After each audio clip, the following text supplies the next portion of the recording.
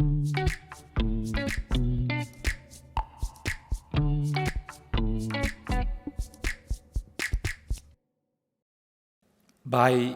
a show of hands, who currently lives away from their home country? Oh, damn. That's around 80% of the room. The good news is I'm not here to talk about business or money or investments. I'm here to talk about us today, and I'm here to hire you. Not in the sense that you're thinking of, but I'm here to encourage you to take an active role in the diaspora of your communities. More than this, my aim is to challenge you to take a leadership role in public service for your own country.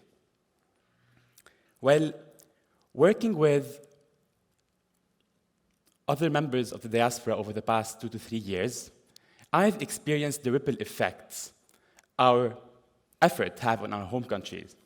And today, I'm here to convince you that your country needs you. Not later on in your career, but now, no matter where you are in your life. And that whether you realize it or not, your country's politics are going to be doomed to fail unless you are willing to get involved right now.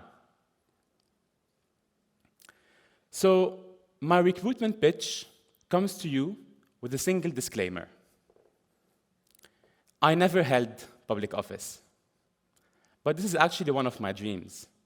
So today, I'm here to make a deal with you. I will not get involved in active politics unless you come with me, each in your respective country. I'm not going to do it alone.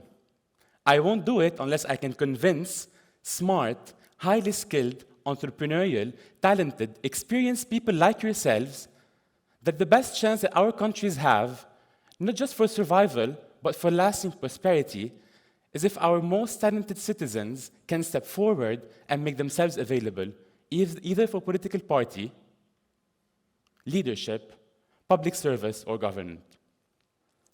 And the good news is, all of these could be done by being a member of the diaspora. So, throughout my talk, I'm going to alternately flatter you, as I just have. I may even challenge you a little. I'll give you a couple of facts and figures about Lebanon, my home country, and about my experience. I may even frighten you a little, and I promise that this fear will be entirely worth it if it convinces you of the urgency of the point that we find ourselves in today. Everything I say today will be in service of a single objective: convincing you, showing you that your countries need you, that their prosperity may hinge on several things: entrepreneurialism, industrial development, health reform, social upliftment, but that all of these hinge upon the success of government and politics in our country. As you can tell from my accent, I'm not a native English speaker myself. Nowhere near it, actually. I come from Lebanon, and I'm part of the diaspora, just like most of you. And I've lived in Lebanon for much of my life. My country has never really been the picture of stability. But over the past few years, it has been shocking to see so many people fall into poverty so quickly. Today, the reason for this is the economy utterly collapsed, and all savings evaporated. Today, it's estimated that more than 75% of families in Lebanon do not have enough food or money to secure enough food. And no one was shielded from this crisis. The currency devaluated so much that my father, who has been working for 40 years as the director of a respected factory in Lebanon, is not able to buy a plane ticket and visit me here in London. Since 2019, my country has been going more and more down into the abyss of despair. However, amidst international apathy, there is a lifeline that is pumping the oxygen that Lebanon needs to stay afloat. It's diaspora. The Lebanese diaspora has taken it upon themselves to resurrect the country one crisis from its hardship, and one crisis at a time. But this has been a grueling ride. I'll briefly summarize to you the different crises the country has been encountering before telling you more about how the diaspora has been doing wonders. Spoiler alert, it might get gloomy and dark, but it's just for 2 minutes. All of these are crises that today have become our daily bread. First, an economic and financial crisis. Lebanon has been hit by a massive economic and financial crisis. It's in fact described by the World Bank in very comforting words as one of the 3 worst crises the world has known since the mid-19th century. Second, a social crisis. Today, more than half the country's population is likely already below the poverty line. And poverty has made it that immigration jumps by 446% in 1 year, leaving entire sectors to collapse, like healthcare and education. In fact, Lebanon has always been known for a capacious healthcare system and a regionally admired tertiary education system. But the mass exodus has left these 6 sectors in disarray.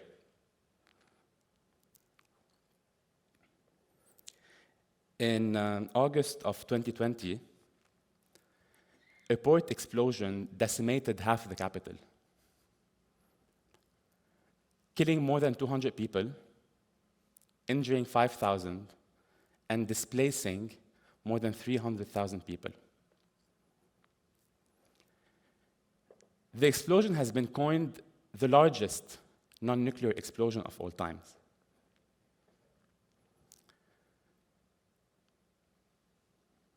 There is also a cultural crisis, but I've brought you down enough. I'll keep this for another TED Talk. The root of all of these crises is obviously political. I'm not going to say anything about our politics in Lebanon. They're just very well corroborated by the Corruption Perception Index, ranking Lebanon 150 out of 180 countries. Well, that was the lowest point of the talk, by the way. It's only going to go upward from here, I promise. Let's understand a bit the contribution of the diaspora on this failing state. While the population in Lebanon is estimated to be of 5.5 million citizens, the size of the diaspora is more than 12 million citizens dispersed around the globe. And through monetary remittances, the diaspora provide a lifeline for their families in Lebanon, helping them cope better in times of crisis. In fact, remittances were always an integral part of the Lebanese economy, but today, Lebanon is the most remittance-dependent country in the world. Money sent to Lebanon from abroad in 2021 accounted for 54% of the GDP. Can you imagine? 54%. And in the aftermath of the blast I just mentioned, millions of dollars were collected to support the people in Lebanon.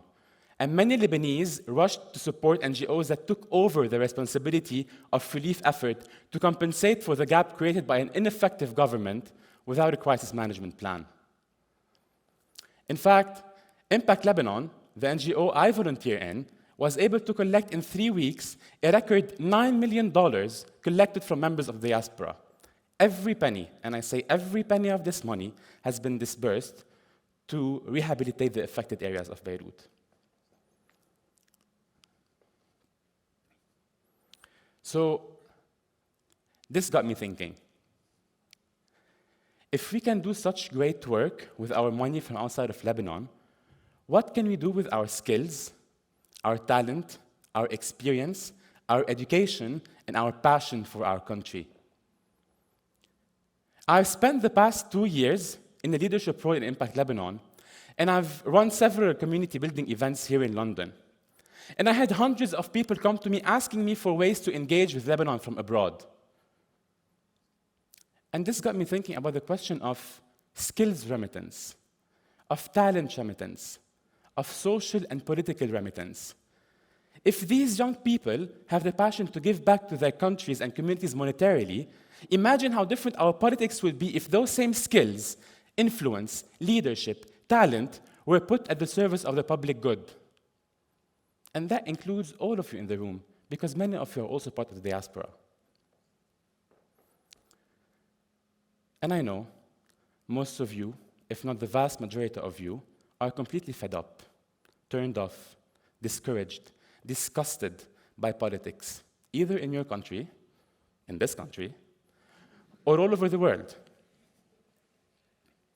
Perhaps you are discouraged by the fact that governments are slow to deliver. They are. Perhaps they're inefficient. They are. Perhaps they are thoroughly corrupt and rotten to the core, at least Lebanon is. So why would you sink your time and your energies into such a compromised system, you may ask?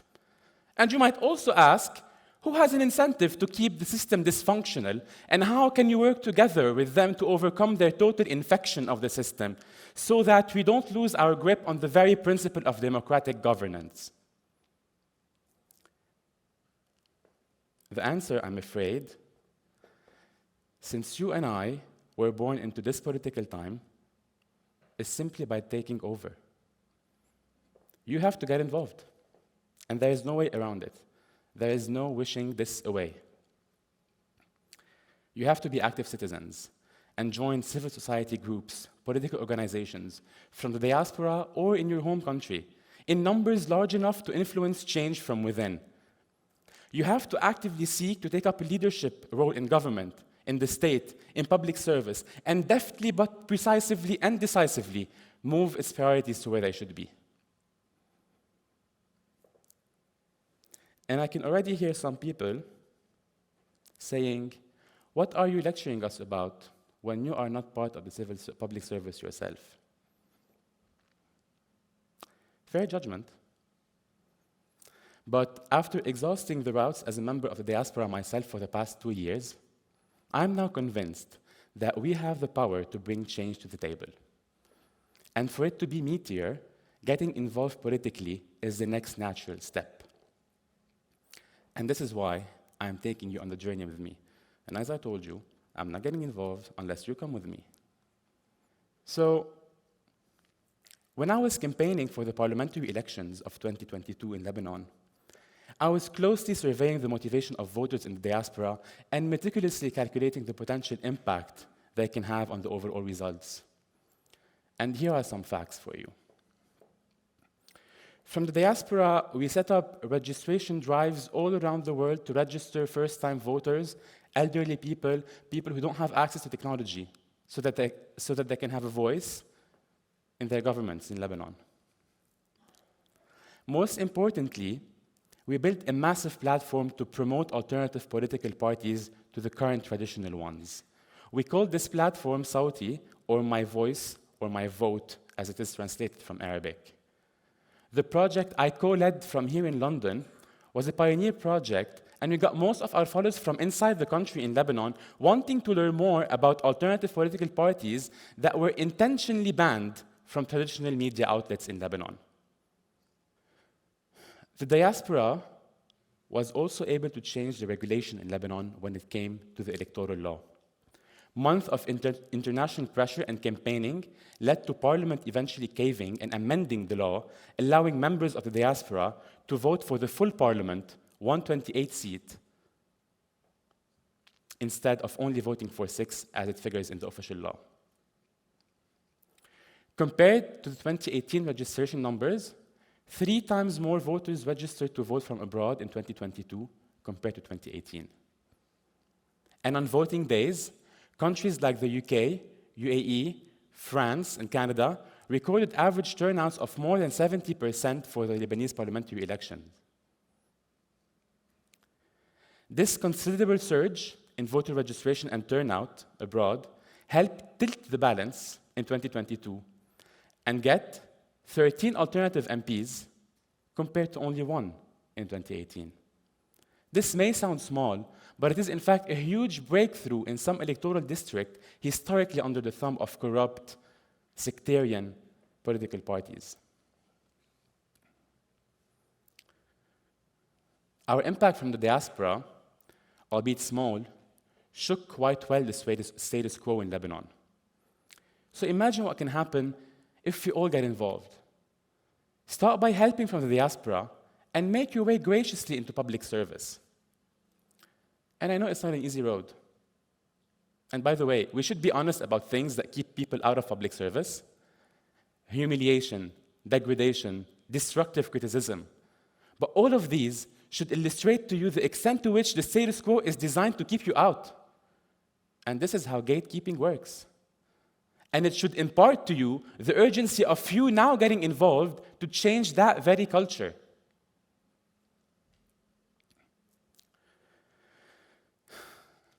I have a lump in my throat every time I discuss this topic.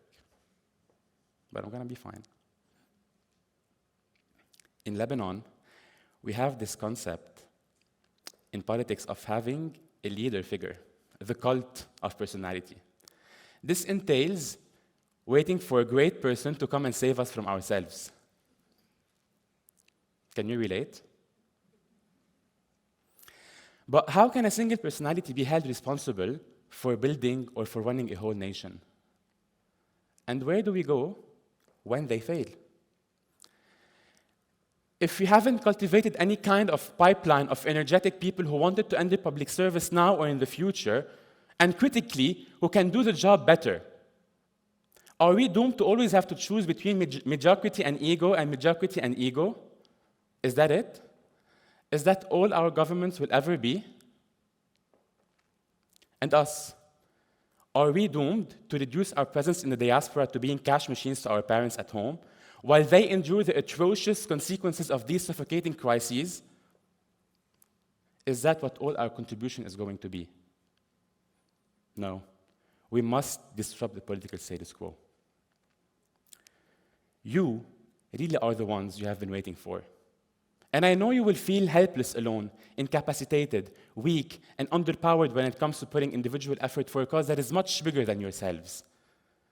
But by now being part of the diaspora, you are part of a movement that can do wonders when united. And this movement is fluid and can take different shapes and forms. Financial support and political commitment are two different ends of one spectrum. But the reality is, there is an array of activities you can do in between.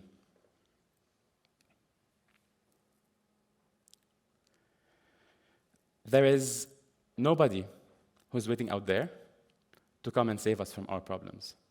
There's just us. And as I said, I'm not going to get involved without you. So, will you take up the challenge? Thank you.